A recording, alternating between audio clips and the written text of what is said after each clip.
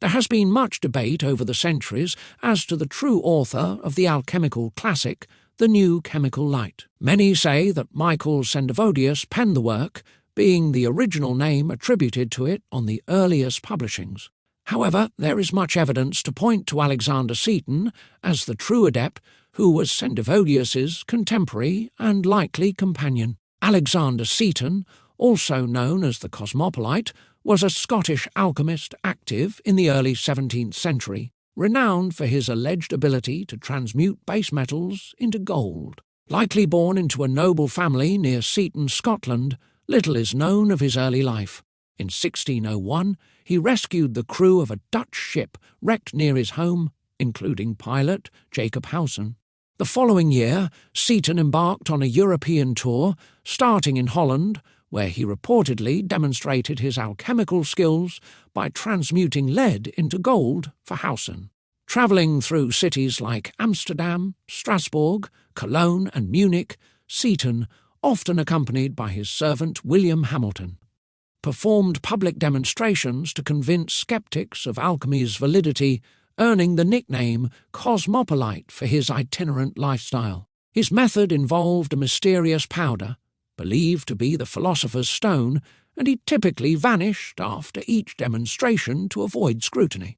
In 1603, while in Munich, Seton eloped with a local woman, which drew the attention of Christian II, Elector of Saxony. Invited to the Saxon court, Seton refused to reveal his alchemical secrets, leading to his imprisonment and brutal torture. He never disclosed his methods, and, weakened by torture, died in late 1603 or early 1604, possibly after being rescued by Polish alchemist Michael Sendivogius, who later claimed the Cosmopolite title and published the work in question. Seton had a brief but sensational career, praised by the enigmatic 20th-century alchemist Fulcanelli, whom attested to his Cosmopolite title and implying true authorship of the New Chemical Light.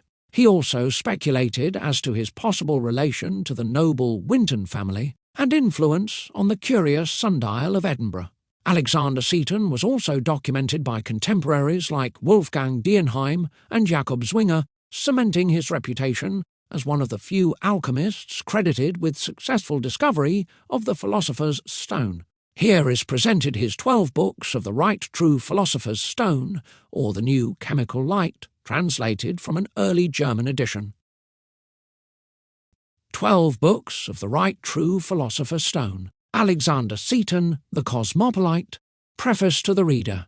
What I have written here to testify to the undoubted philosophical truth, and have understood it in a few words, I have. Taken this from the experience that the Most High has given me through manual labour, so that those who have laid a beginning and a real foundation in this very glorious and praiseworthy art might be prevented by this admonition from abandoning this magnificent and beautiful practice, and might also be protected from the great number of swindlers and malicious salesmen of mischief who only seek to injure others through fraud.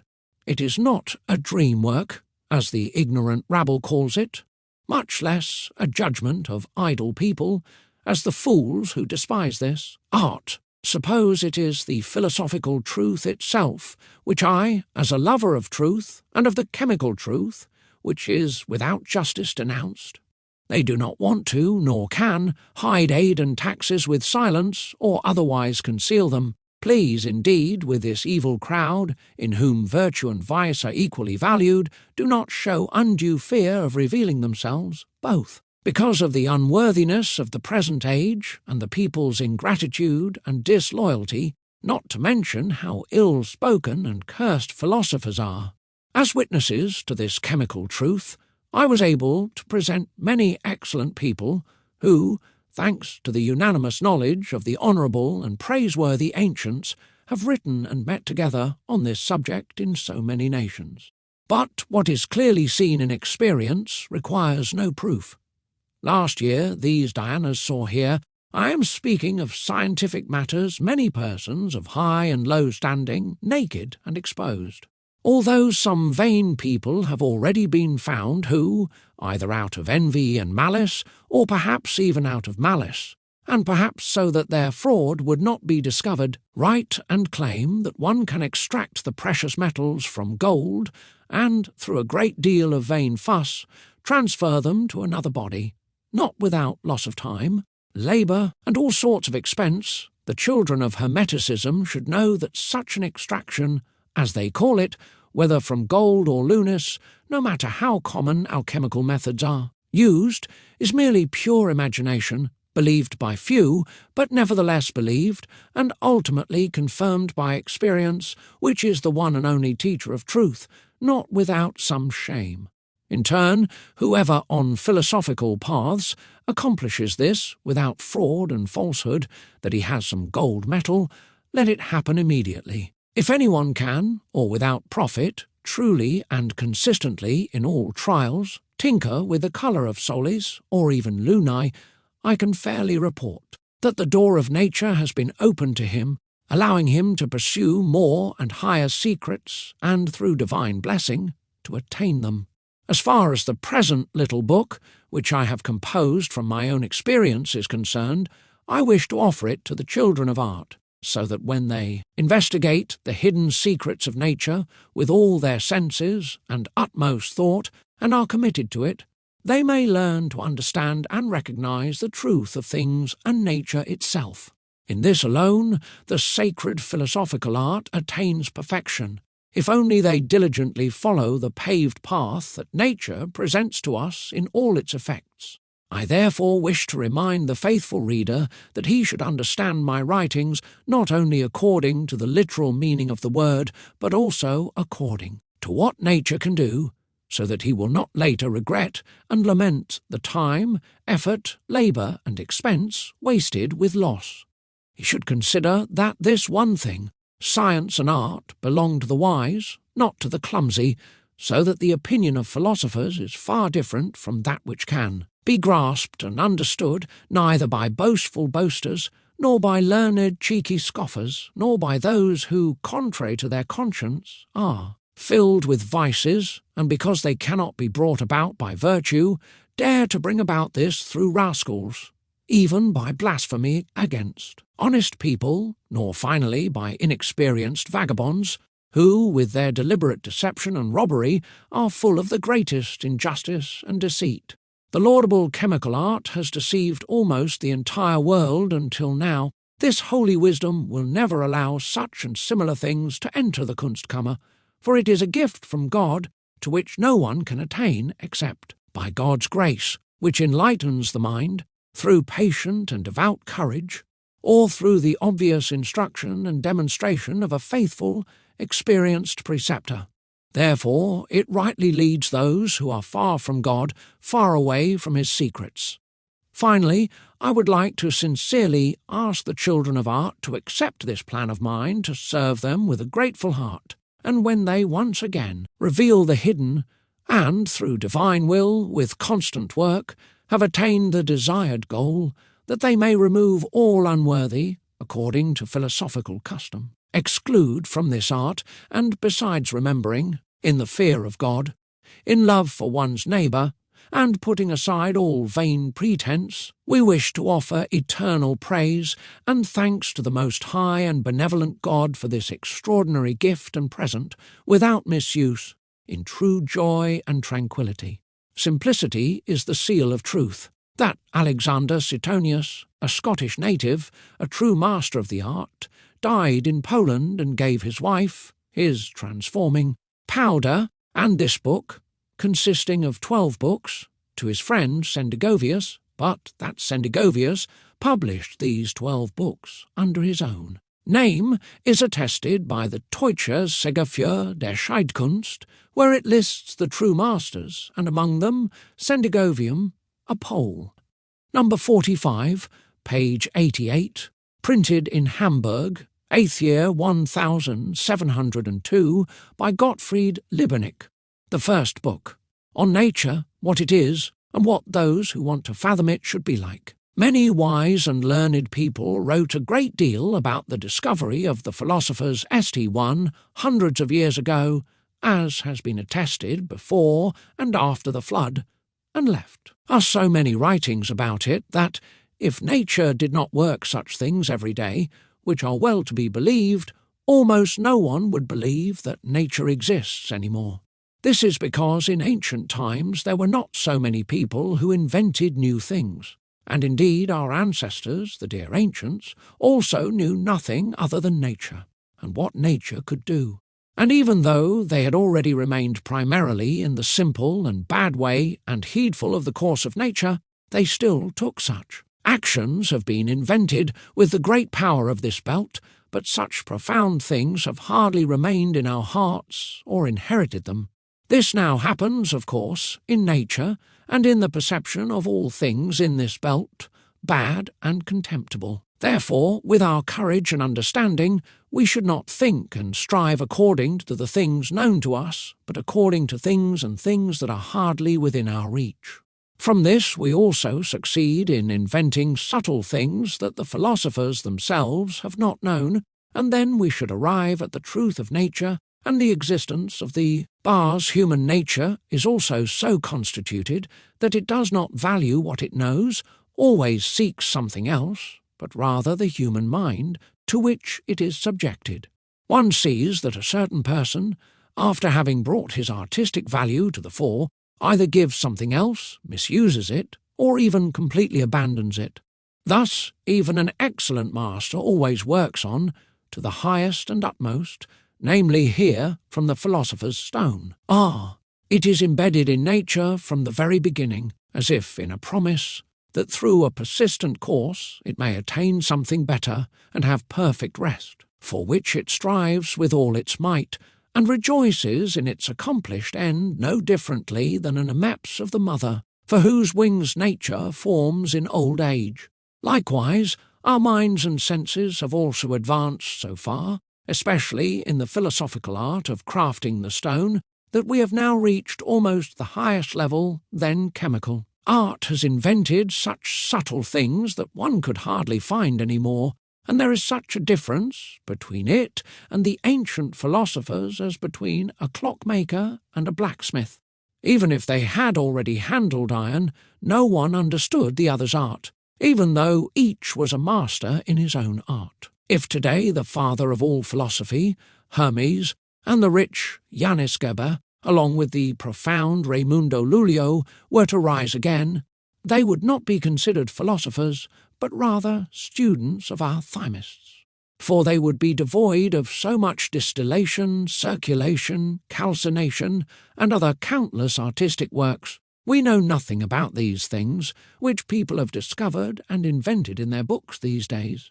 But we lack one thing, that we should know what they could do and what they made, namely, the philosophical stone or natural tincture. Meanwhile, as we pursue these, we find other things, and it would be no wonder if human reproduction were not so common, and nature did not so freely maintain its rights, which was also lacking in them.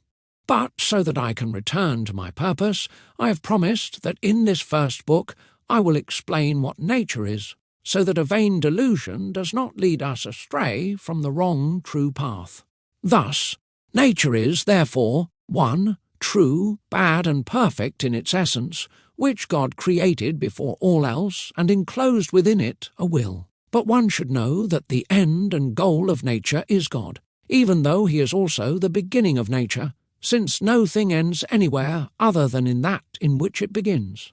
I believe that there is one nature through which God makes everything, not that God cannot do anything at all, since he created nature, and is also omnipotent, but it pleased him, so he made it so. All things come from the same one nature, and there is nothing in the whole world outside of that same nature.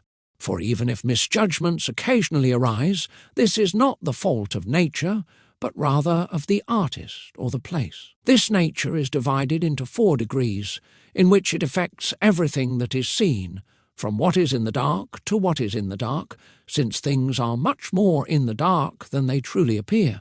It changes in man and woman, and is compared to Mercury, because it places itself in different places and, depending on the nature of the earth, brings things forth, even though there are no evil states in the earth, as we imagine, but there are only 4 qualities, and these are found in all things, and they are not concurrent or harmonious, but one always prevails over the other.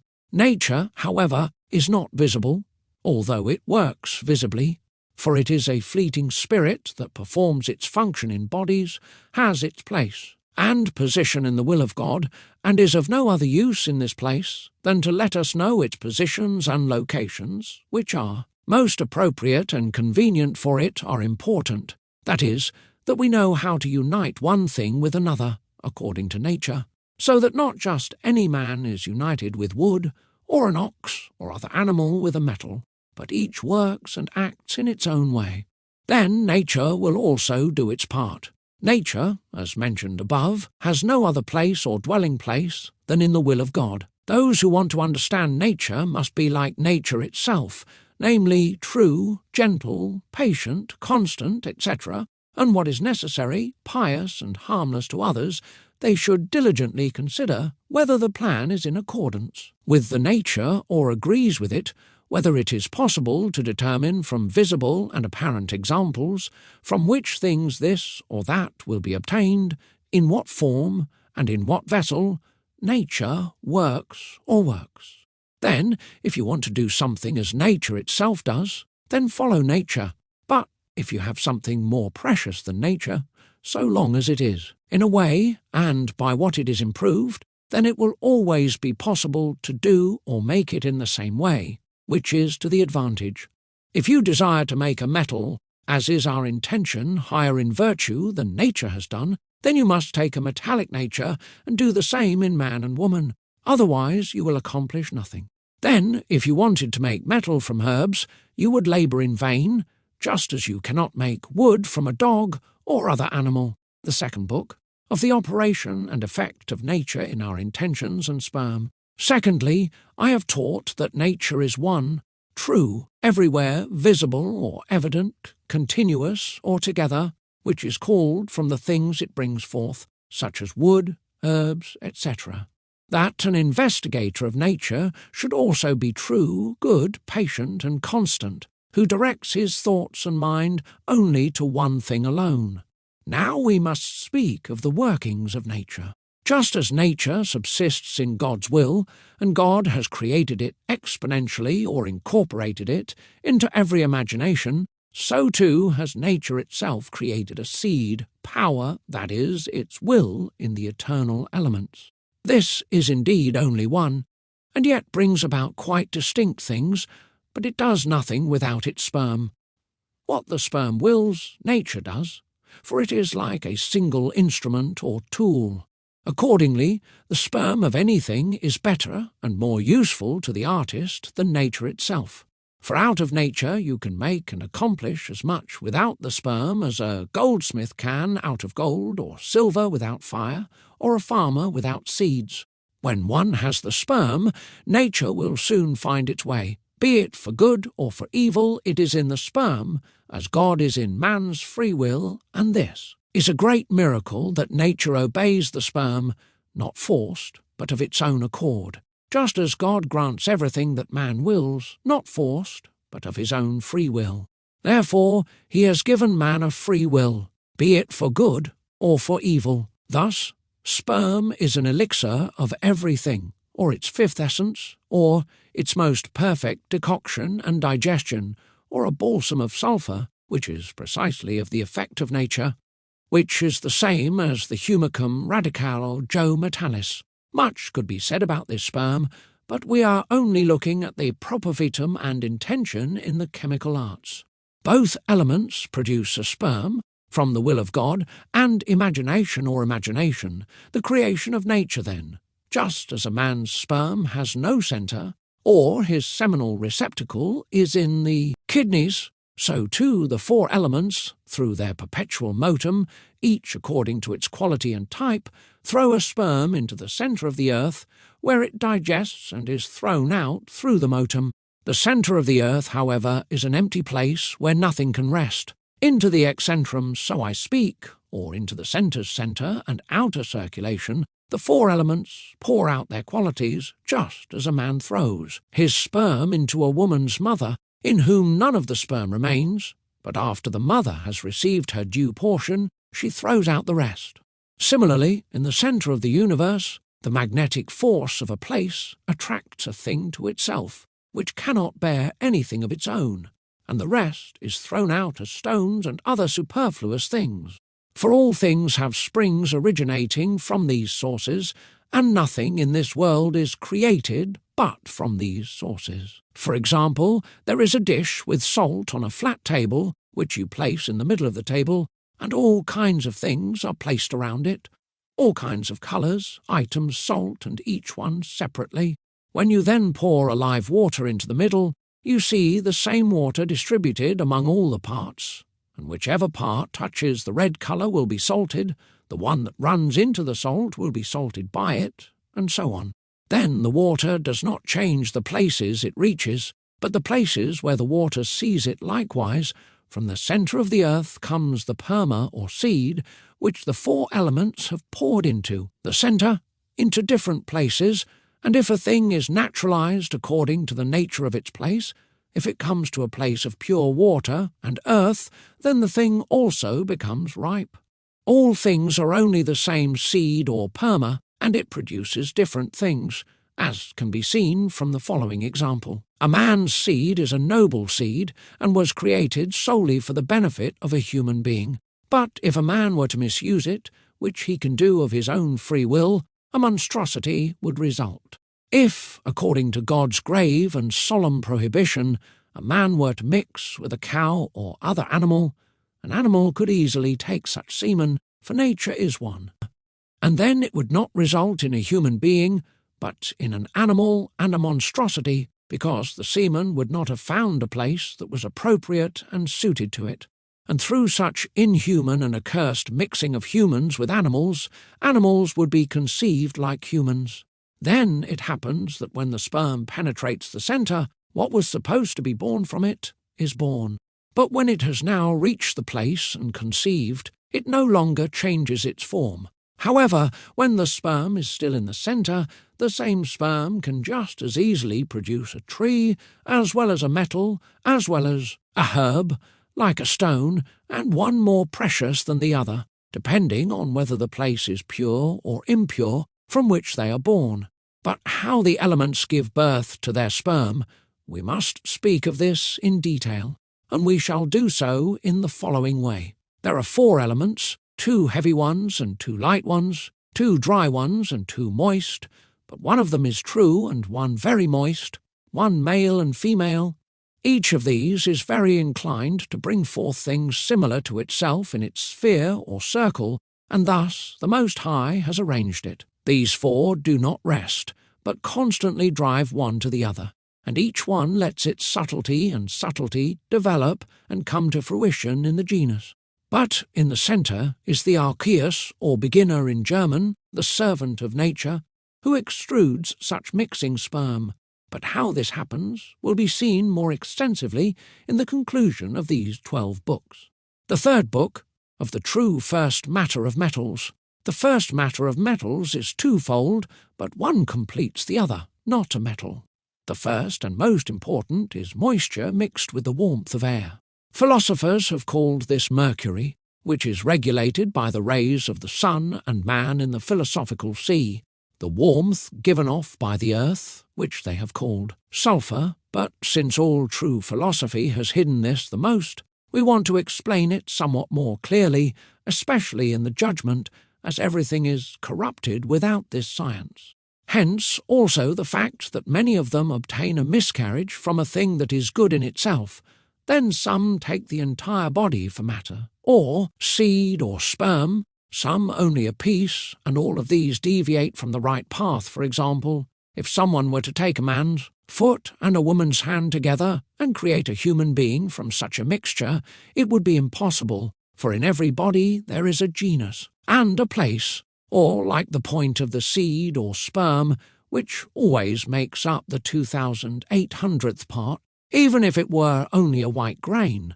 And this cannot be otherwise, for it is not the whole grain or corpus that is transformed into seed, but rather it is in the body only like a necessary spark, which is protected by its body from all excessive heat and cold. If you have ears and reason, pay attention here, and you will be safe, not only from those who do not know the place and location of the sperm not knowing and want to make the whole grain into seed, but also all those who deal with the vain solution of metals and want to dissolve the metals completely, so that they can subsequently make a new metal from their mixture.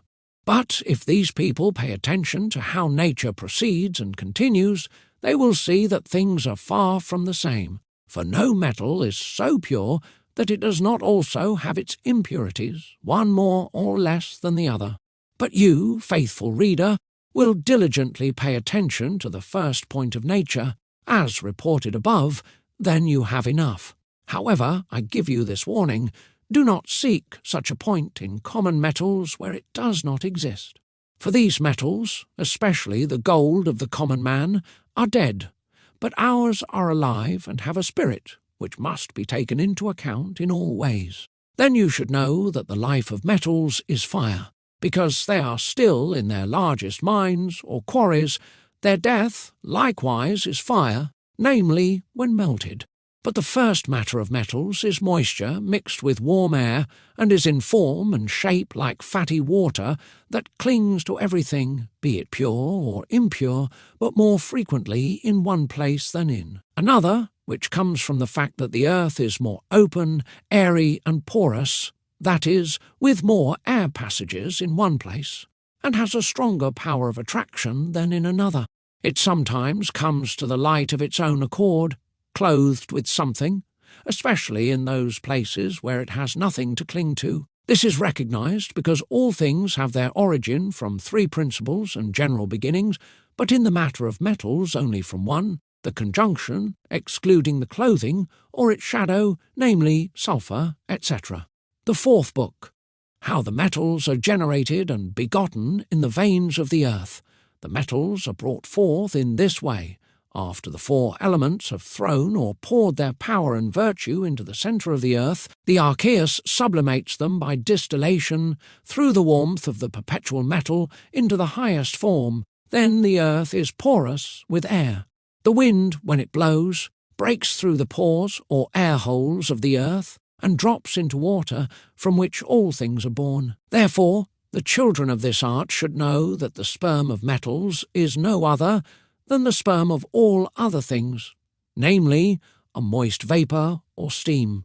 For this reason, the activists try in vain to reduce metals to their primary matter, which is only a vapour. Philosophers have not meant such a primary matter, but only the primary matter, as Count Bernhardt very well, though not entirely, of which they speak. For he speaks of the four elements, but he wanted to say precisely this, and spoke only to the children. But I, in order to discover the theory clearly, wanted to warn everyone here that they should omit so many solutions, so many circulations, so many calcinations and re-elaborations, because one seeks this in vain in a thing that is hard, although it is everywhere soft and soft in itself. One does not seek the first, but only the other material, namely one that, as soon as it is born, cannot be transformed into any other form. But if you ask how, then, a metal can reduce such matter, so I thereby follow the philosopher's intention and opinion. This, above all others in this place, is my desire, that the children of art learn to understand the minds of scribes, not the like, and where nature ends, namely in the metallic bodies that are perfect before our eyes, that art should begin there. But to get to my point, since our intention here is not only stones, let us continue to talk about the matter of metals. I have already stated that all things grow except for a liquid air or vapour, which the elements distill through a perpetual motum in the innermost part of the earth. When Archicus receives this from nature, he sublimates it through the poros or air tubes and distributes it to each place through his care, as also stated above, so that because of the difference in the elements, the things that come out of it are unequal and different. Some believe that Saturn has a different seed than Sol, just as each metal has a different one, but this is all vain. It is only a few seeds. What is found in Saturn is what is in gold, just as in Luna is what is in Mars, etc. But the place of the earth was different and unequal, if you understand me correctly, although nature ceased in lunar, then in gold, and thus also in others. Then, when the same vapour or mist is sublimated from the centre of the earth, it penetrates through substances that are either dry or warm, where it now comes through warm and pure substances, where the fatness of the sulphur is present when the bonds are formed, the same vapour or steam, which philosophers call mercurium fulliforum, accommodates itself and unites with the same fat, which it subsequently sublimates with itself, and then becomes an incense or fat. It leaves the name of a vapour or vapour and takes the name of a fat, which, when it subsequently comes in sublimation to higher places, which the preceding vapour has already purified, where the earth is subtle, pure, and moist, it fills its poros, unites with it, and thus becomes soul. But when this fat comes to impure, cold places, it becomes Saturnus. But if such earth is pure and mixed with sulphur, it gives birth to Venus. Then the more a place is purified, the more beautiful the metals become. It can be seen that this vapour constantly evaporates from the centre to the surface and upper areas, and as it moves or retreats, it purifies the places. This is why mines are found today in places where there were none 1,000 years ago. As it moves forward, it continually makes the impure rock more subtle, gradually carrying a little away with it. And this is the reiteration and circulation of nature, and it continues, constantly bringing forth something new, until the place is thoroughly purified, and the purer it becomes, the more noble things it brings forth. But in winter, when a cold air draws the earth together, the same rich vapour also freezes, or condenses, which then, with the onset of spring, mixes with the earth and water, producing a magnesite, which draws to itself a mercury of the air, which gives life to all things through the rays of the sun, moon, and stars, and thus produces flowers and the like. For nature does not falter for a single moment. The metals, however, grow in form, and the earth is transformed by long-lasting purification by distillation, when the fat content is subsequently added. They are generated, they are not born in any other form, as is the vain assumption of some who wrongly interpret the writings of philosophy. The fifth book, of the generation and growth of all kinds of stones. Stones have just the same material as other things, and after places become pure, they grow so too. When the four elements pour their vapour into the centre of the earth, and nature throws it out and sublimates it, it takes hold of the air as it penetrates through the holes and pores of the earth, drawing with it the impurity of the earth to the top.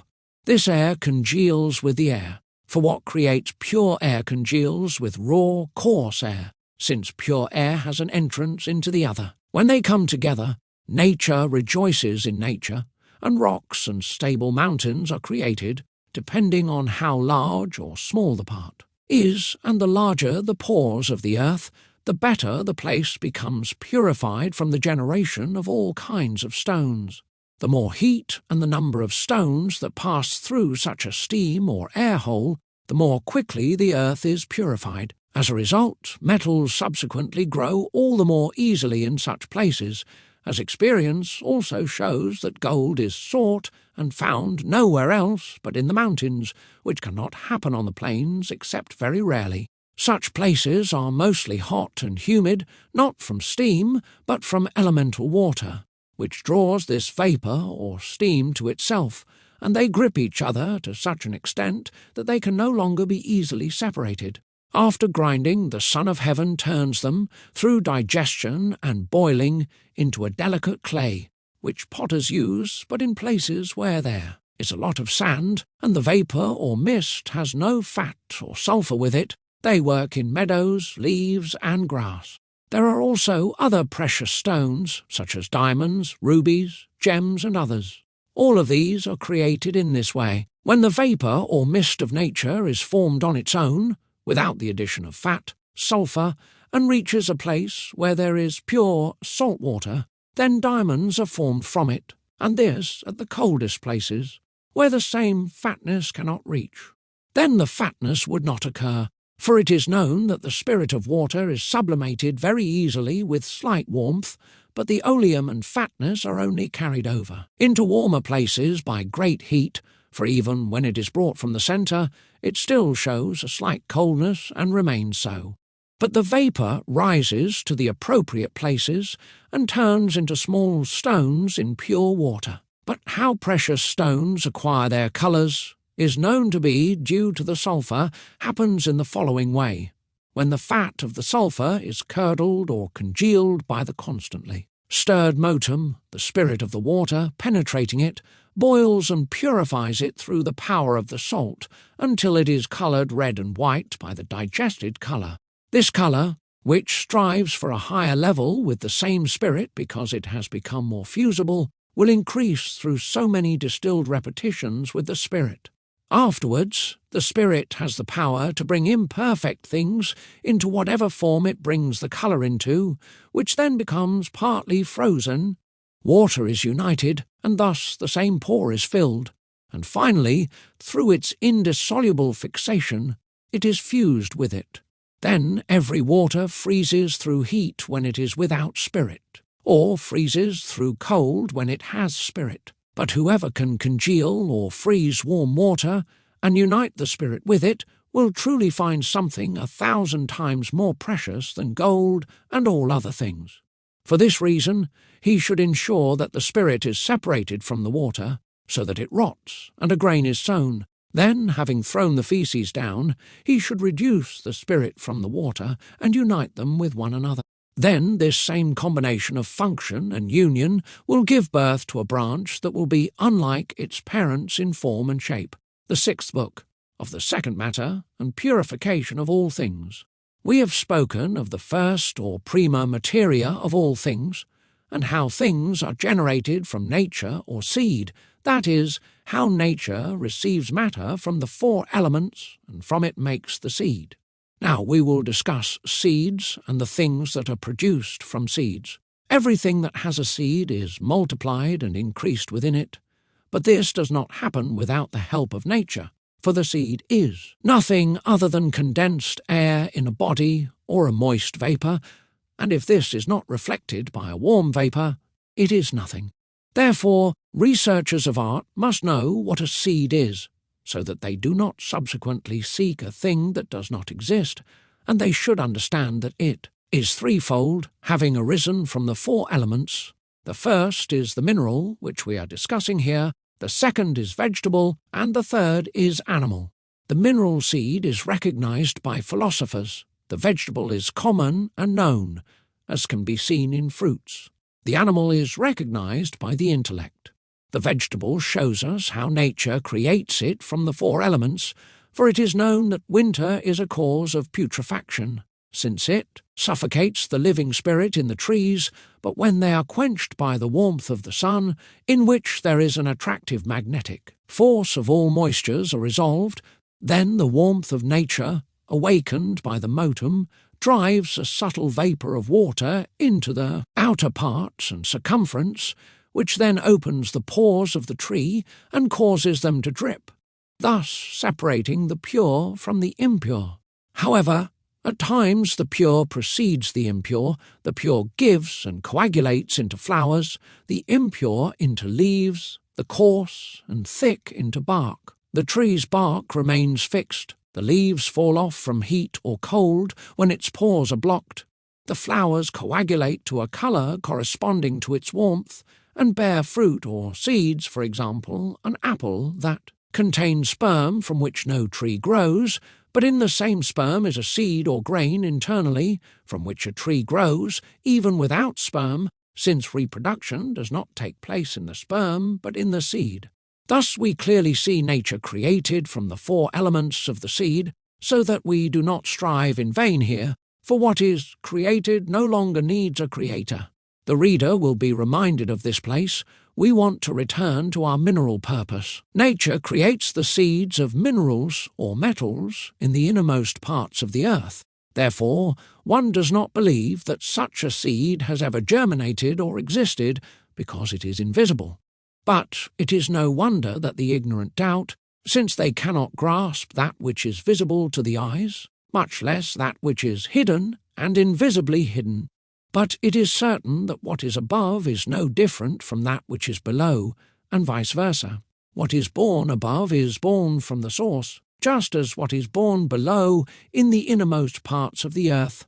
Then what advantage do vegetables have over metals that God should have given them a seed, and unjustly deny it to the latter? Are not the metals in the same esteem before God as the trees? Consider this certain: nothing grows without a seed, for if there is no seed, a thing is dead. It must therefore necessarily follow that the four elements either spare the metals a seed, or of the purification of things bring forth without seeds. If they come forth without seeds, they cannot be perfect, for everything without seeds is imperfect, due to composition. Whoever does not believe this undoubted truth is not worthy to investigate the secrets of nature, for nothing comes forth in the world that does not have seeds. The seeds of metals are truly and actually planted in them, and their generation or growth takes place in this way. The four elements in the first operation and effect of nature drop through the archeum of nature into the centre of the earth, a weighty vapour or mist of water, which is the metallic seed, and is called mercury because of its fluidity and the fact that it unites with everything, not because of its essence. It is compared to sulphur because of its internal warmth, and after congealing, it is the humidum radicale, which in German one could call such moisture as was implanted in nature from the beginning. And although the body of the metals is created from mercury, which is to be understood from mercury in philosophy, one should not give a hearing to those who believe that. The mercury is the seed of metals, and thus assume corpus instead of the seed, and do not consider that the commonly known mercury also has a fine seed within it. The error of all of these will become apparent from the following example. Everyone knows that humans have a seed within them in which they reproduce. The human corpus is mercury, but the seed is hidden in the body, and, with respect to the whole body, a very small part of its weight. Now, if someone wants to generate a human being, one must not use mercury, which is a corpus, but rather seed, a coagulated vapour of water. Thus, chemists wrongly proceed in the regeneration of metals. They dissolve the metallic bodies such as mercury, gold, Saturn or Luna, and corrode them with water and other useless substances that do not belong to the art. They then mix them together and boil them together, but do not consider that no human being is created from a dismembered human body, because in this way the corruption of man and the destruction of the seed precede it. Everything is multiplied in male and female, as explained in the book by Guia. I have reported two kinds of matter. The separation of both sexes creates and produces nothing, but when they are naturally brought together, it produces a new form or shape. Therefore, sperm or seed must be used, and not bodies. For this reason, take a living man and a living woman, and put them together, so that they form a sperm among themselves, so that they produce the fruit of their nature, for no mortal man on earth may imagine that he can create the first and primary material. The first material of man is earth, and no man can make a man from it. God alone can do the same.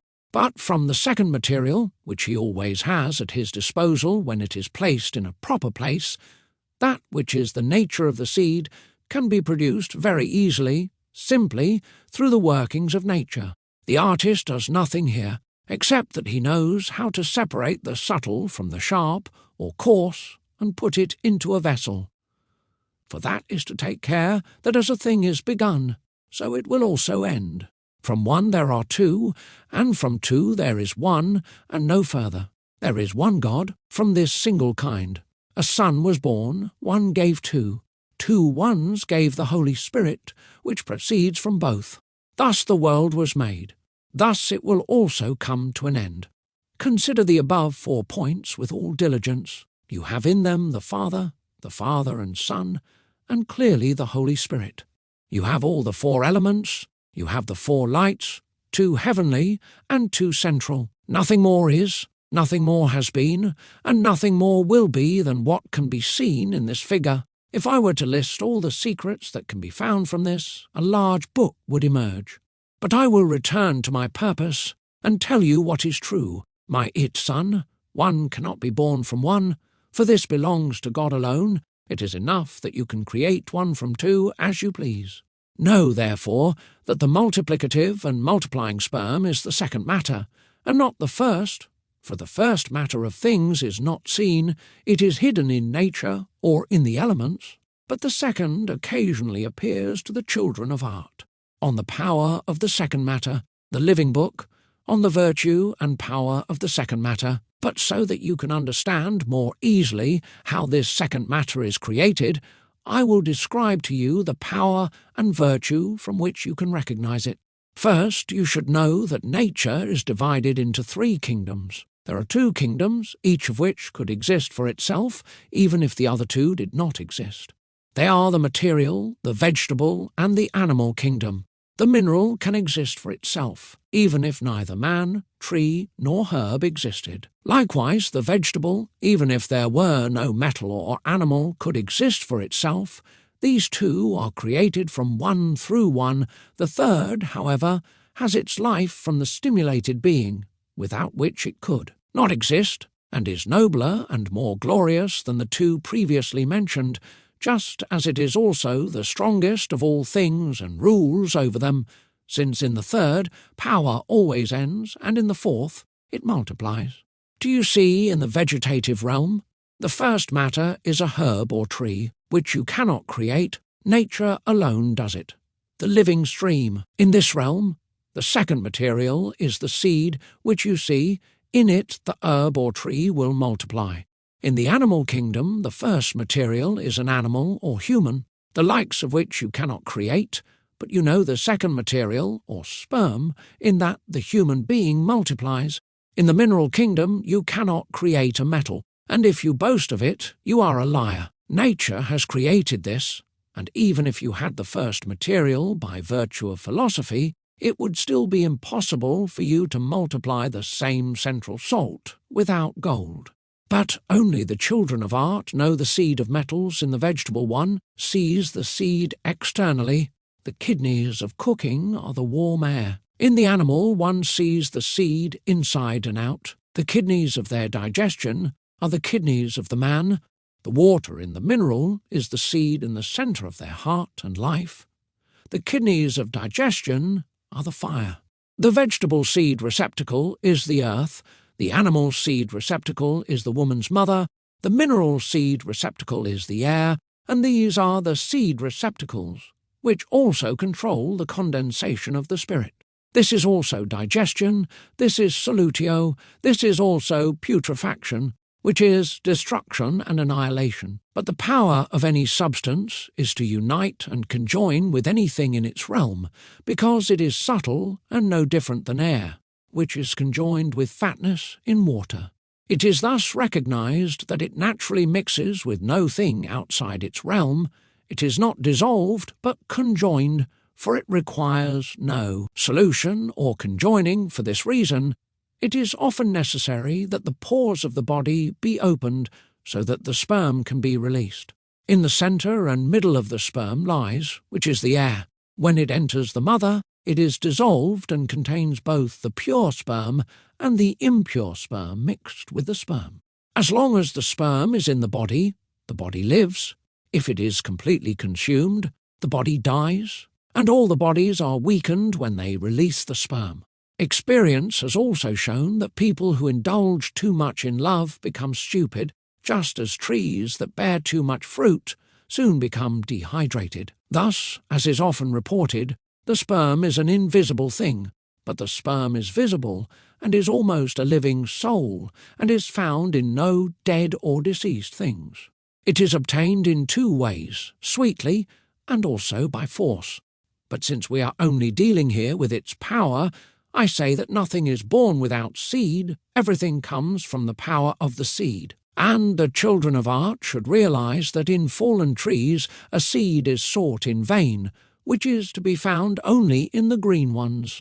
The 8th book of art and how nature works in seeds through art. In itself, no seed is capable of anything unless it is placed, either by art or by nature, in a suitable matrix or mother. And although the seed is more noble in itself than that of all creatures, the new matrix is nevertheless. Its life, as it causes the sperm to rot and the pure grain or kernel to be congealed within it, just as the warmth of its body nourishes it and makes it grow, and this happens in the aforementioned natural cycle of the realms.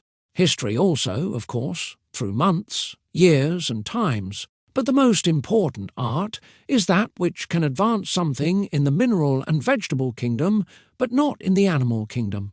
In the mineral kingdom, it alone completes what nature cannot, because of the coarse and harsh air, which with its force has filled the porosity of every body, not within the earth, but above it, as I have reported in previous chapters. But so that this can be understood more easily, I also wanted to mention that the elements, among themselves, pour the seed into the centre of the earth as into the kidneys, while the centre releases it through the month into the mother. The matrices and media are innumerable, for as many places as there are matrices, each purer than the other, and thus almost without end. Therefore, you should know that a pure matrix will give a pure birth, like no other.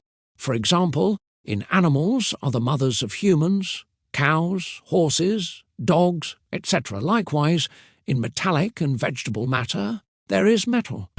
Stone, salt, and the salt must be taken into account in these two realms, and their properties, according to the greater and lesser. The 9th book, on the mixing of metals, or how to produce seed from metals.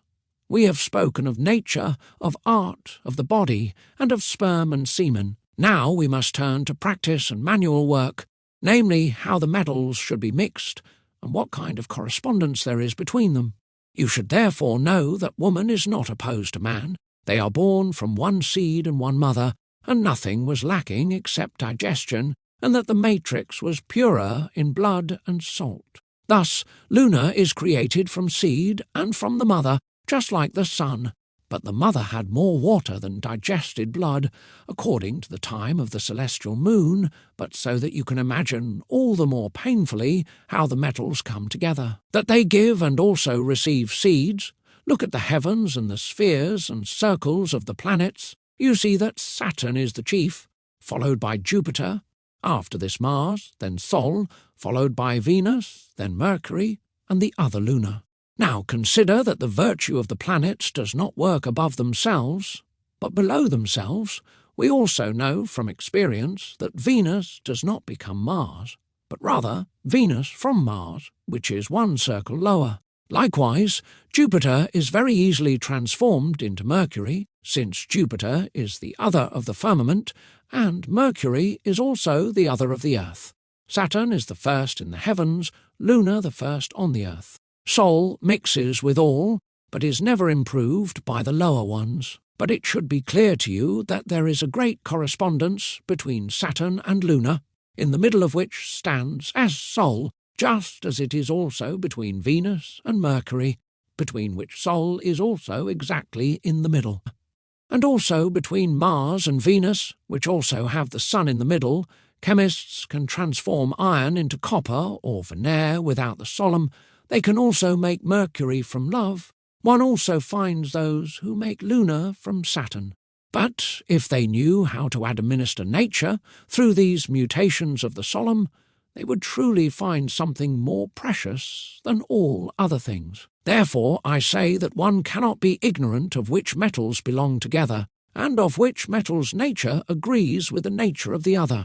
Therefore a metal is given which has the power to consume the others, for pes is almost their water and almost their mother. A single thing, the humi udum radical, namely solis and lune, resists it and is improved by it. But so that I may discover it, it is called chalybs, which is otherwise steel gla. When gold is mixed with it 11 times, it lets its seed go and becomes weak, almost to the point of death. Then Chalybs conceives and gives birth to a son who is more glorious than its father, when the seed of the ever-ready, Born is subsequently introduced into its matrices, it purifies them and makes them 1,000 times more capable of bearing the most glorious fruits. There is another Chalybs, comparable to these, created for himself by nature, who, through miraculous power and virtue, can bring forth from the rays of the sun that which so many men have sought, and which is the beginning of our work. The 10th chapter of the supernatural generation of the Son of the Sun. We have dealt with the things that nature creates and that God created, so that the researchers of art could all the more easily recognize the possibility of nature. But so that I do not postpone it any longer, I will take up the method and art of preparing a philosophical stone. The philosophical stone, or tincture, is nothing other than gold digested to the highest degree. For common gold is like a herb without seed. When it matures, it produces fine seed, so too, when gold matures, it produces a seed or tincture. But someone might ask, why gold or other metals do not produce seed? This is the reason given for this.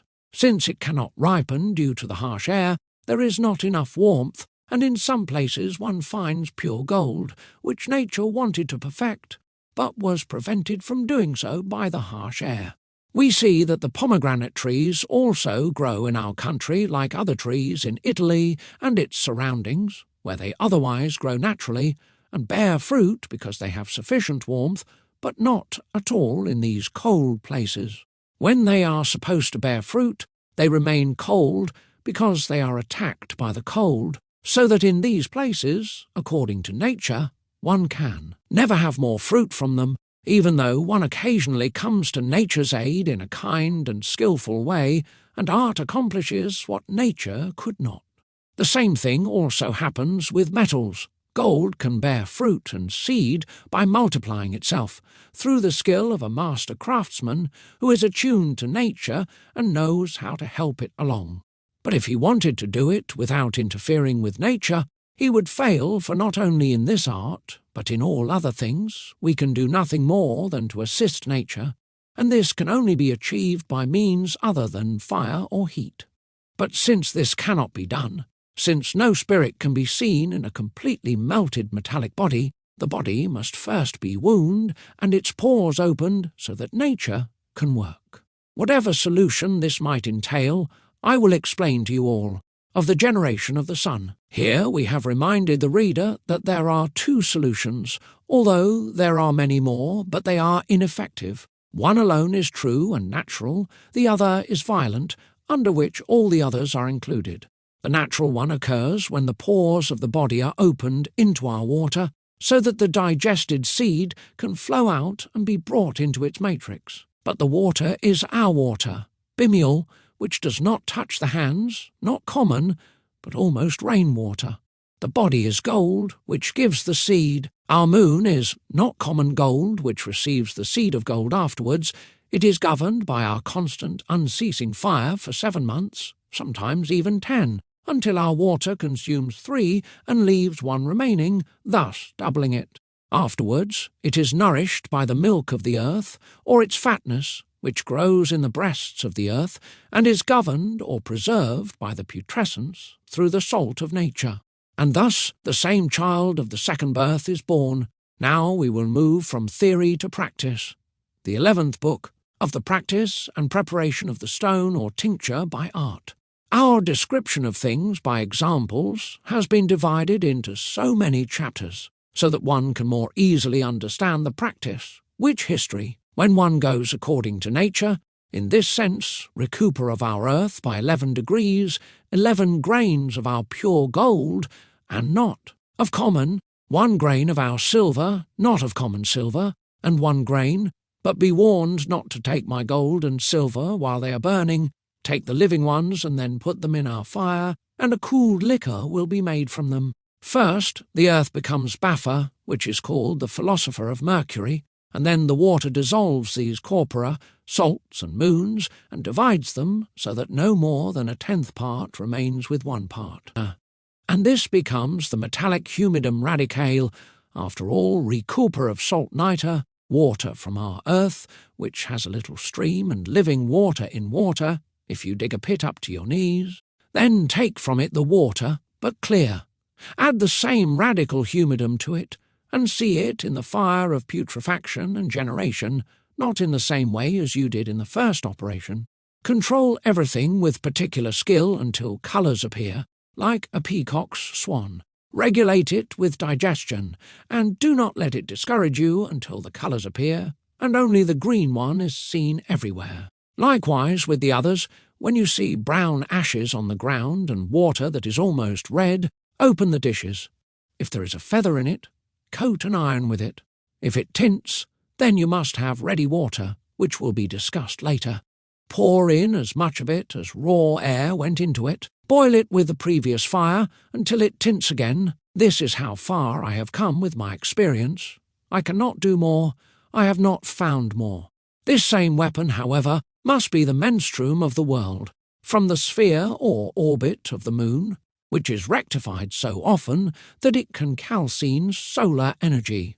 Here I have wanted to reveal everything to you, and where you will occasionally understand my meaning, and not the symbols, I have revealed everything, especially in the first and second works. There is still some of the first fire, or of the first operation, is a fire of a constant degree, which surrounds matter. The other is a natural fire, which digests and seals matter. I tell you the truth, that I have revealed the regime of fire if you understand nature. The vessel has yet to be spoken of. It must be a vessel of nature, and two are sufficient. The vessel of the first operation must be made round, but in the other operation somewhat smaller, a glass like a phial or egg. But above all, know that nature has only one fire. What affects many different things is caused by the distance or inequality of the elements.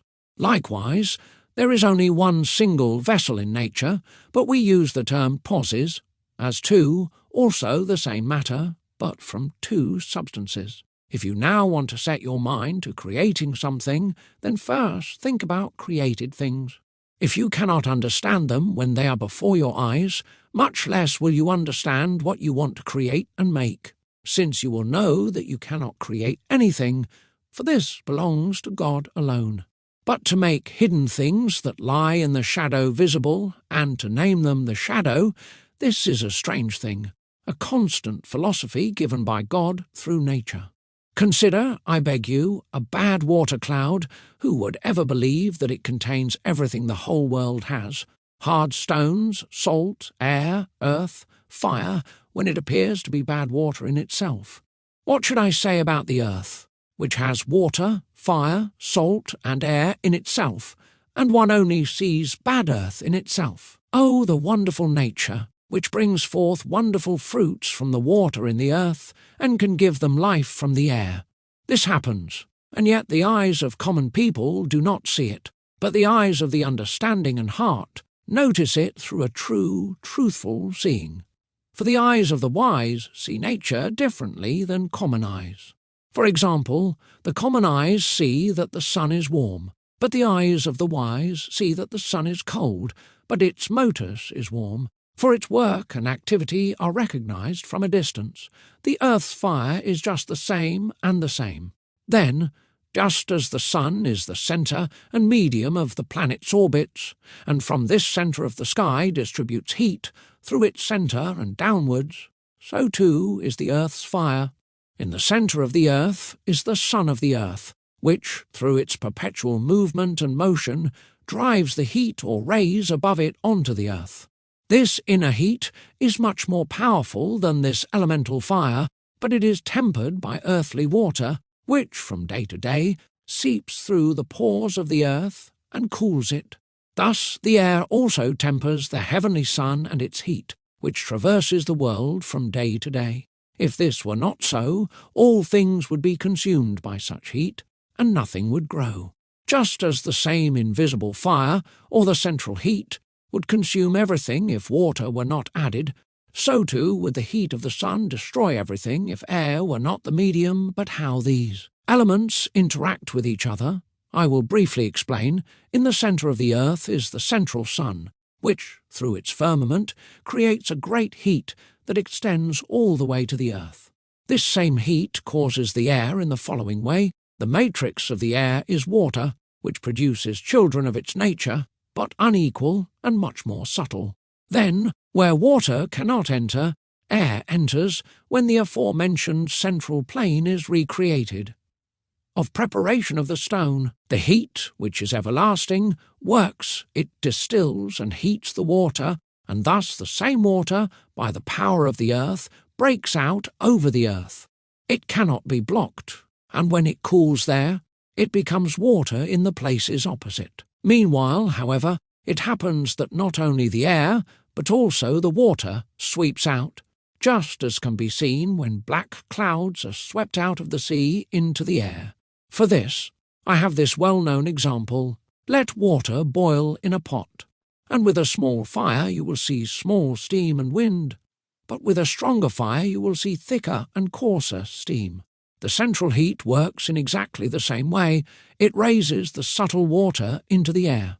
What is rich in salt and fat, it distributes into the earth, from which all kinds of things grow, become stones and boulders.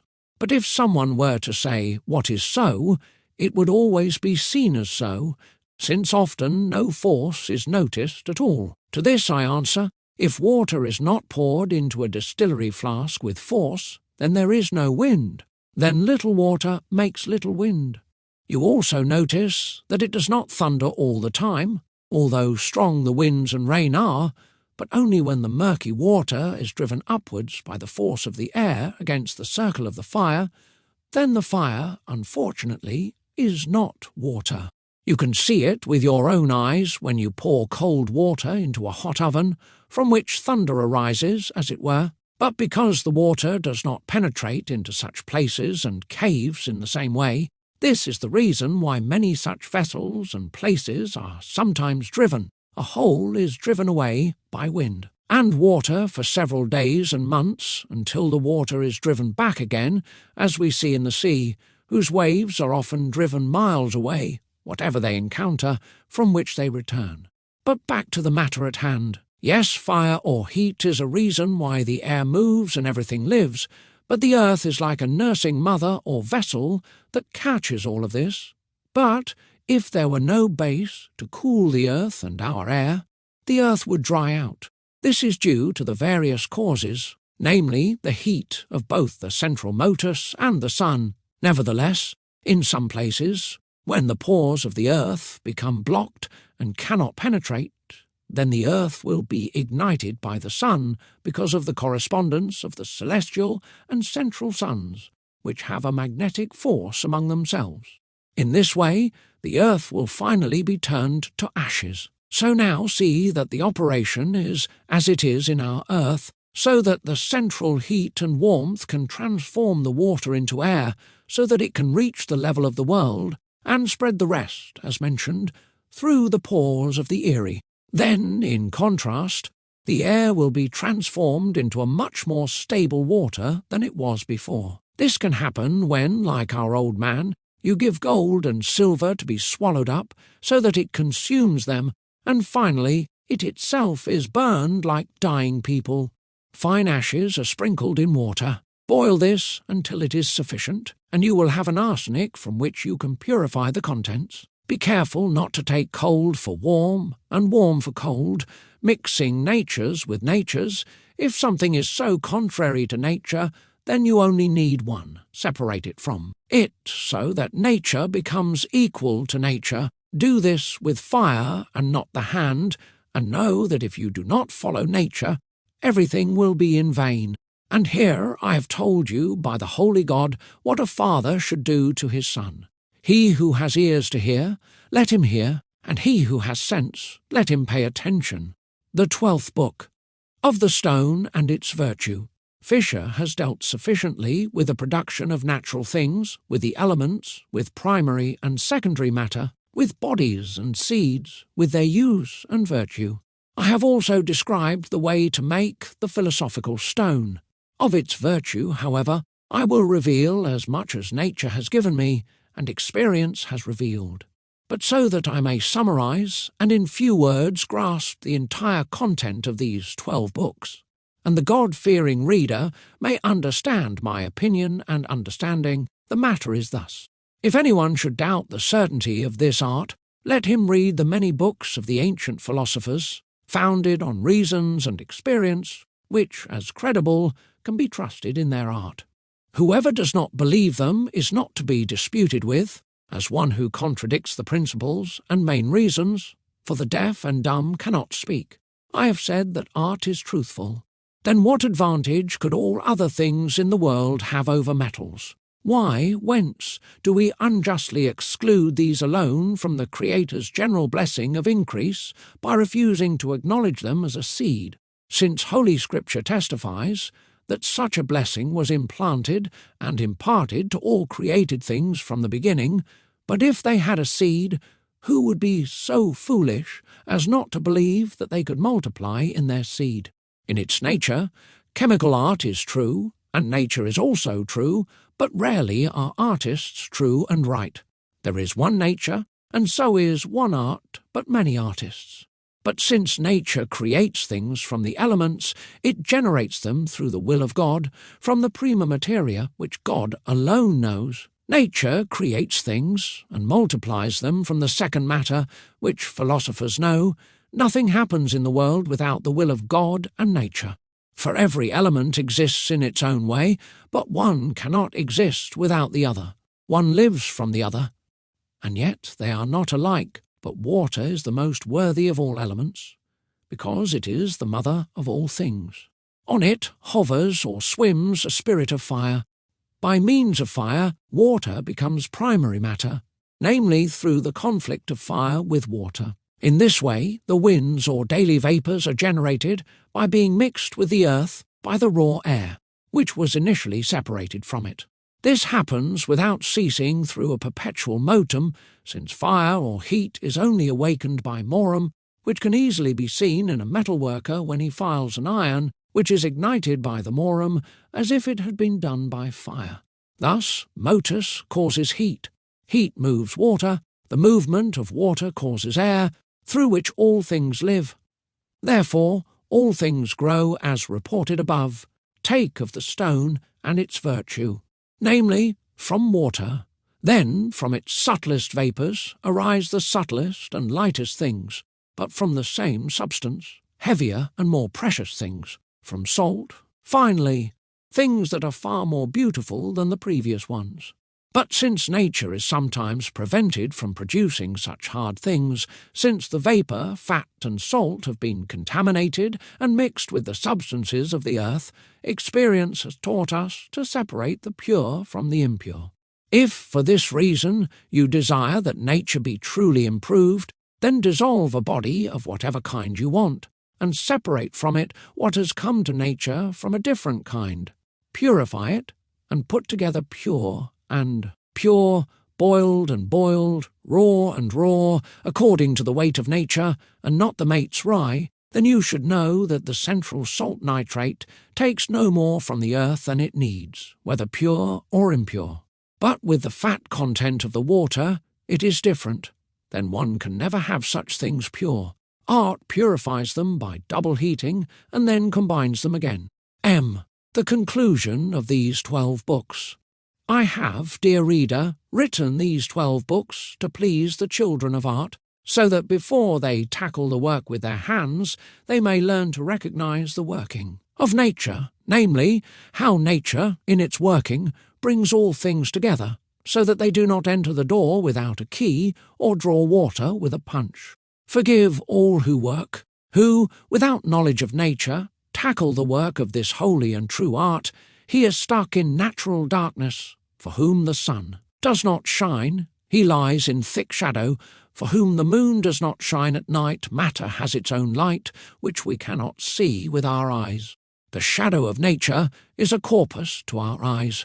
However, when the light of nature shines upon one, the beam is immediately removed from one's eyes, and one can then see without. Hindrance the points of our magnet, as it corresponds with both centres of the stratosphere, namely, the sun's and the earth's.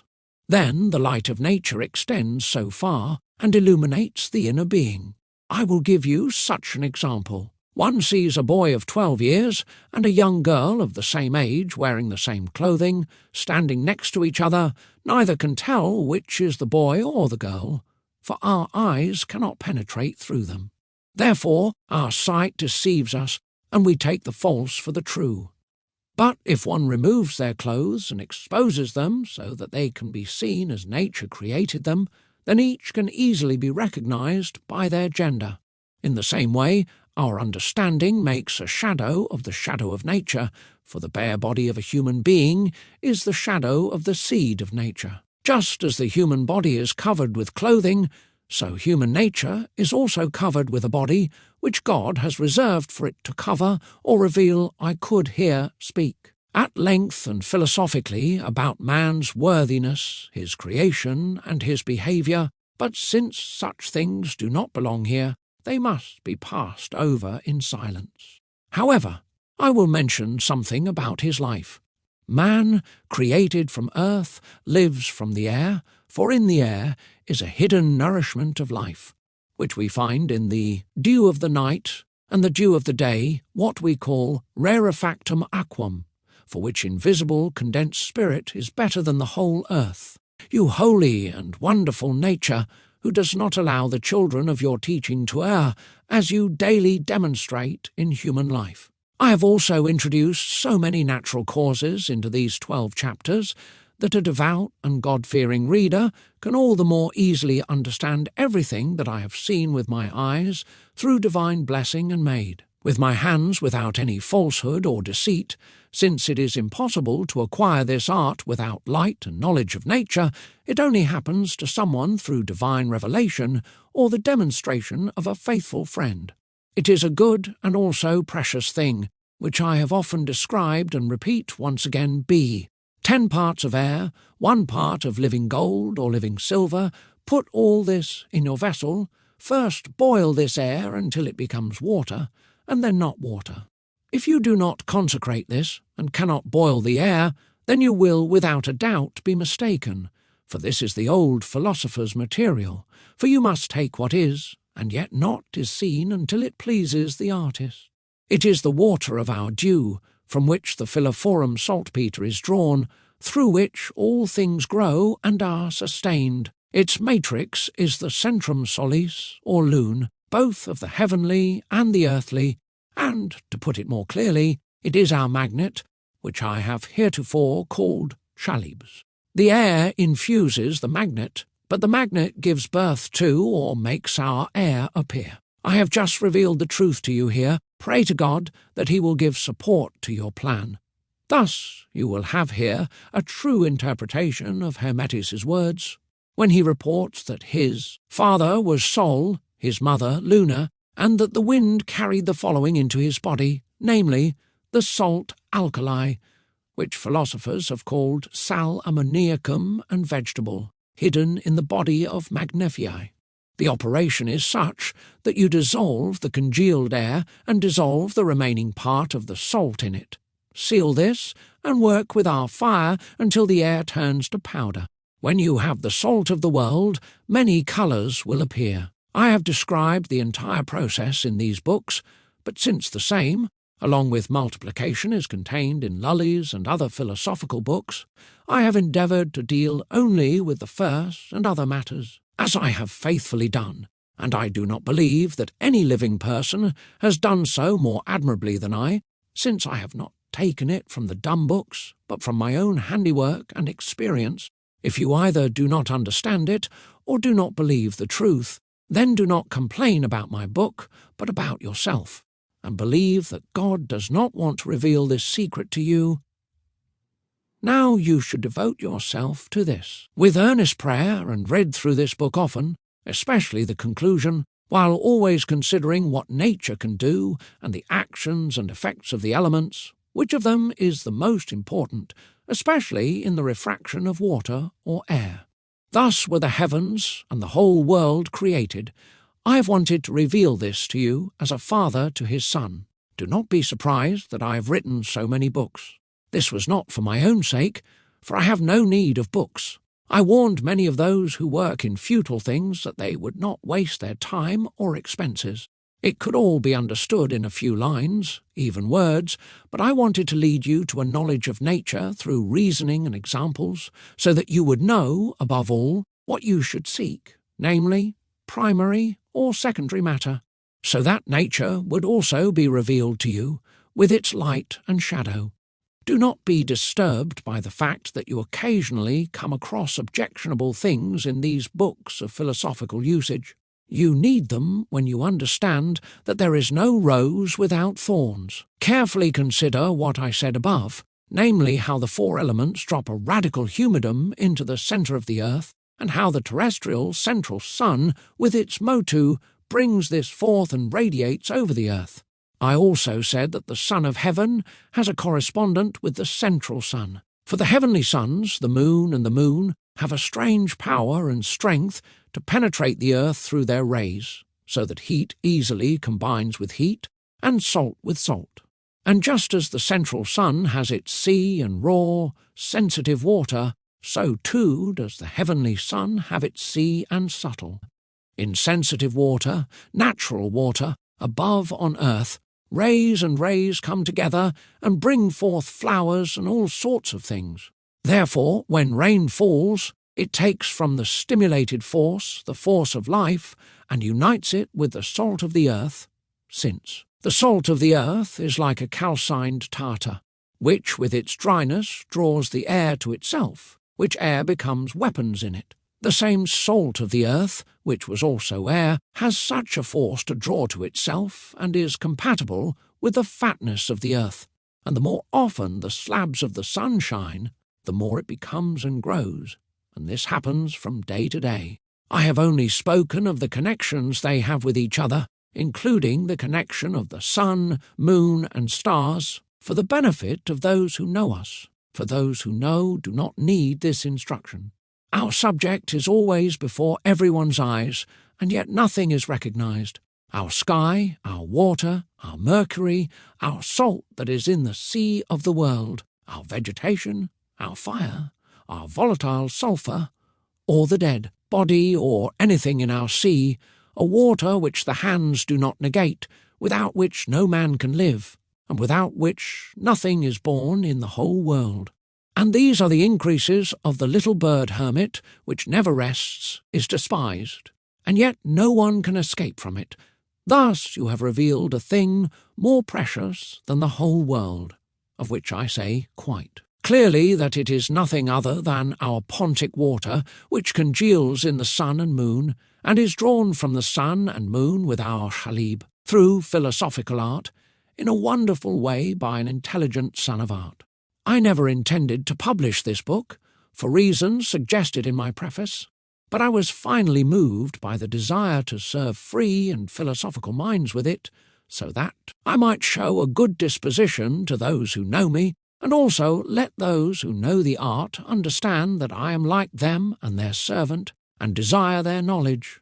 I have no doubt that many honest and good-natured people secretly enjoy these gifts of God. They make an example of me, and, because of my confessed perils, keep quiet about Harpocrates and be excommunicated whenever I have spoken to potentates. I have always wanted to reveal it. It has always been either to my detriment or to my danger. With this letter I announce myself to the children of hermetics and instruct the ignorant and hesitant, and point them to the true path. The heirs of this art shall never be able to find a better guide than what has been shown to them here, for I have said everything openly. However, I have not so openly revealed the extraction of our salis ammoniaci, or mercuriae philosophici, from our pontic water, and its use. And this is something only God, who knows the hearts and minds of men, can reveal. But if you ask him, he can open the mind by repeating this book. Often there is, as stated above, only one vessel from beginning to end, or mostly two earth, like a constant fire in both works, about which the interested may read the 10th and 11th books. But if you were to work in the third matter, then it is missing. Those who work with herbs, animals, stones, minerals outside of this one of our few salts, which is mercury, deal with it, except for Sol and Luna, which are connected with creation. Saturn hath overshadowed, and whoever wishes to reach the desired end must know the relationship of the elements, light to heavy, and spirit not to make spirit. Then he will not work in any external thing. Fire is the regiment. What is history, such history, is through fire, as has been sufficiently said here, and also now instead of the conclusion. Farewell, favourable reader, and enjoy this work of mine, attested by experience, for a long time to the glory of God and the well-being of your soul. The same author's philosophical letter to the children of truth. I have now, children of art, discovered everything for you from the source of the general fountain, so that nothing remains. For in my previous books I have sufficiently expounded nature through Erampel. I have also revealed theory and practice, as much as is appropriate, but so that no one has to complain about the strange way of speaking, as if I had left something out. I will describe the entire art to you once again like a rasp, so that you may see how far I have come with God's help. There are countless books that deal with this art, but you will hardly find one in which the truth is revealed to you so fully, which is what I want to do, because I have spoken with many who thought they understood the books of philosophy very well, but noticed that they interpreted the same writings much more subtly than nature, which is bad, required. Indeed, their lofty understanding has made them think that my speeches were far too insignificant and impossible. It has often happened that I have recited the art to many people word for word, but they have not been able to grasp it at all, and have not believed that there is water in our sea, yet they wanted to. Be considered philosophers. If they have not been able to understand my words orally, I do not fear, as other philosophers have done, that anyone will understand it so easily. It is a gift from God, I say. It is certainly not without reason, especially since this chemist's art requires a subtle, penetrating mind, and it is such a thing that the eyes of the common people could see that I have found and recognized them as skilled enough to fathom such things. But I say that you are wicked, and not too clever until you find the secret. When you have it, wisdom must necessarily follow. Then you will not lack the skill to write countless books, which will be much easier for him who is in the centre and sees a thing than for him who goes around it and has nothing but hearing. You have already clearly described the second matter of all things, but I give you this advice, so that when you want to get to this secret, you know that you must first pray to God and love your neighbour. And finally, you do not want to imagine such subtle things, of which nature knows nothing, but remain, I say, in the bad way of nature, for in simplicity you can grasp things more easily, for you can see them in subtlety. You must not always cling to the letter in my writings, but rather, in reading, discover nature and what it is possible for. But before you set about your work, consider carefully what you are seeking and what purpose and goal you have set for yourself, for it is much better to meditate and learn with your brain first than with your hands and at great expense. But I say this, that one must have such a thing, something hidden, from which in a strange way such moisture arises that gold dissolves without force or noise, as sweetly and naturally as ice melts with warm water. When you have found that, you have the thing from which gold is naturally born, and although all things and all metals come from the same source, none is as closely related to it as gold. For other things have impurities, but gold has none. Therefore it is like its mother. Therefore, finally, if you do not want to beware of these writings and warnings, you consider me, who I desire to serve you, to be excused. I have faithfully done as much as can be done, and as befits an honest man. If you want to know who I am, then I am a citizen of the world. If you know me and want to be considered an honest person, then keep silent. If you do not know me, then do not inquire into me, for no one, as long as I live, will receive more from me than what I have written publicly here. But believe me completely, if I were not such a person, and in such a position as I am, I would prefer nothing more than to live alone, and, just as Diogenes, to remain hidden under a barrel. For I see that everything that exists is vanity, that deceit and greed have also taken over, everything is sold, and virtue is overcome by malice. I see the improvement of the future life as eyes and rejoice in it. I no longer wonder, as I did before, why philosophers, when they obtained such medicine, did not consider shortening their days, since for every philosopher the future life is as eyes, just as you can see your own face in a mirror. When you will reach the desired end in time, then you will believe me and not reveal yourself to the world. A philosophical parable or rule follows, added as a gift. It happened once, when I was sailing from one end of the world to the other, that by a special gift from God I was cast out onto the shore of a very large sea. And although I had already learned and recognized the world's shores and characteristics of that same sea, it was still unknowing whether the little fish Echinus, which so many high and low people have so carefully sought, was also bred in the same places. Now that I see the Melusinae swimming here and there along the shore, I, who without it, tired from previous work and melancholy from many thoughts, am overcome by the sound of the water, and in my sweet sleep a wonderful vision came to me. I saw the worthy old Neptune emerge from our sea with his three-pronged spear. After a friendly greeting, he led me to a very beautiful and cheerful island. The beautiful island was facing south and was richly endowed with everything a person needs, including pleasure. Vergili's Elysian gardens could hardly be compared to it. The entire shore of the island was surrounded by green eruptions and rosemary. The green meadows were covered with all kinds of beautiful coloured flowers, lovely to look at and smell. The hills were covered with vines, delphiniums and edars. The forests were filled with orange and lemon trees. The streets, on both sides, were lined with laurel and pomegranate trees, delicately and artfully interwoven, and gave those who travelled past a pleasant shade. And to put it briefly, everything that exists in the entire world could be seen there. As I passed by, Neptune showed me under a rock 2 mines of gold and steel on the same island. Not far from there he led me to a meadow, in which stood a special garden with all kinds of beautiful trees worthy of being seen.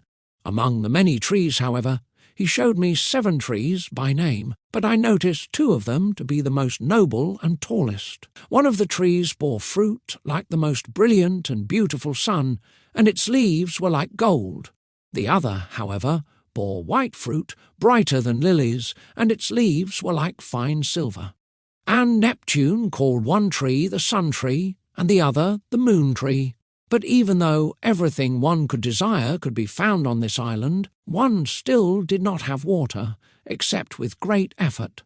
Nevertheless, there were many who undertook to bring well water through pipes, and to bring it out of various things, but it was all in vain effort and work, since one could not get it there, and when one had already been brought about. It was still useless and poisoned. It came from the rays of the sun, and what not many people have been able to achieve, no one who was lucky in this regard has ever been able to scoop up more than 10 parts. Then the same water was wondrous, and believe me, I saw with my own eyes a snow-white colour of the same water, and when I contemplated such water, I was greatly astonished. Now, as I was busy thinking about such things, Neptune disappeared, and a tall man appeared, on whose forehead was engraved the name Saturn. He scooped out 10 parts of the water with an empty vessel, and immediately he took some of the fruit of the sun tree and placed it in it, and I saw the fruit of the tree dissolve and melt like ice in warm water. But I asked him, "Lord, I see a wonderful thing, that the water is made of almost nothing. I see that the fruit of the tree is consumed in it by such lovely warmth. What is this for?" But he answered me kindly, "My son, it is true that it is a wonderful thing, but don't be surprised, for it must be so beautiful. For this water is the water of life, and has the power to improve the fruit of this tree so that it makes other trees like it, not through transplanting or grafting, but solely through its smell.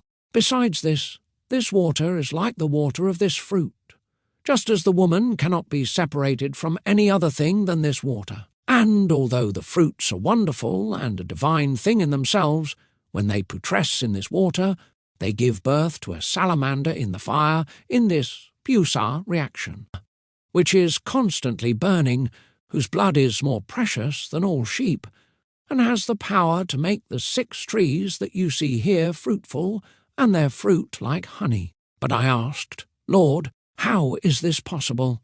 I have told you, he said, that the fruits of the sun tree are living and sweet, but instead of only one being satisfied when boiled in this water, 1,000 can be satisfied later. I asked further, sir, are they boiled by a strong fire, and for how long? But he said, this water has an inner fire, and when it has the help of persistent fire, it burns 3 parts of its body, along with the body of this fruit, and nothing will remain but a very small part, which one can hardly imagine, but of the highest power. It is cooked by the master's skilful understanding, first for 7 months, then for 10. In the meantime, however, different things appear, and always on the 50th day, less or more. I asked again, Sir, can this fruit not be cooked in other water, or is something else added? He replied, there is only this single water that exists in this land or island. No other water can penetrate the pores of this apple except this. And you should know that the sun tree also grew from this water, which was drawn from the rays of the sun or moon by the force of a magnet. Therefore, they have a great similarity among themselves. But if something external were added to it, it could not complete what it does for itself.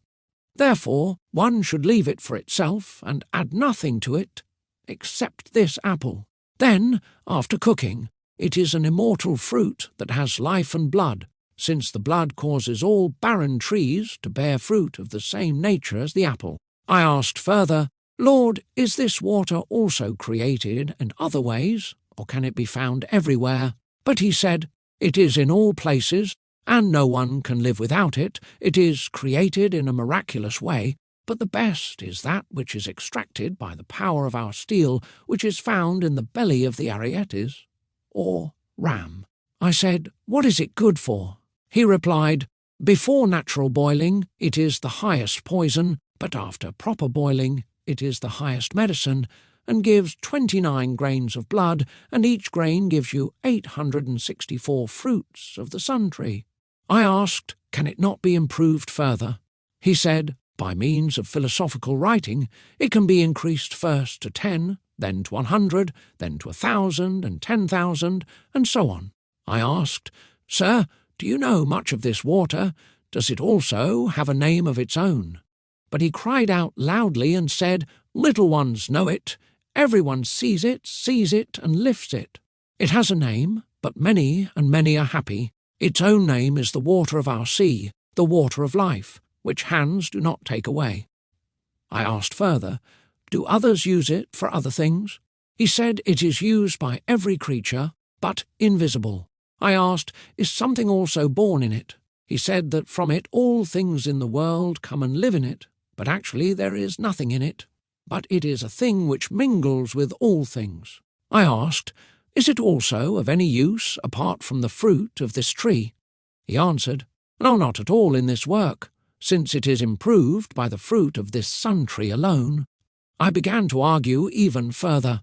Sir, please tell me the water by such a clear name that I can no longer have any doubt about it. But he shouted in a clear voice so loudly that he woke me from my sleep. I could not ask any more questions, so he did not want to answer me further, and could not tell you anything more. Let me rest on that, and believe that it is not possible to speak more clearly. For if you do not understand this, you will never understand how to write the philosopher. After Saturn's unexpected and happy departure, a new sleep overcame me, and Neptune appeared to me again in visible form. He wished me to see the garden of the Hesperiidum, and showed me a mirror in which I saw all of nature loose and uncovered.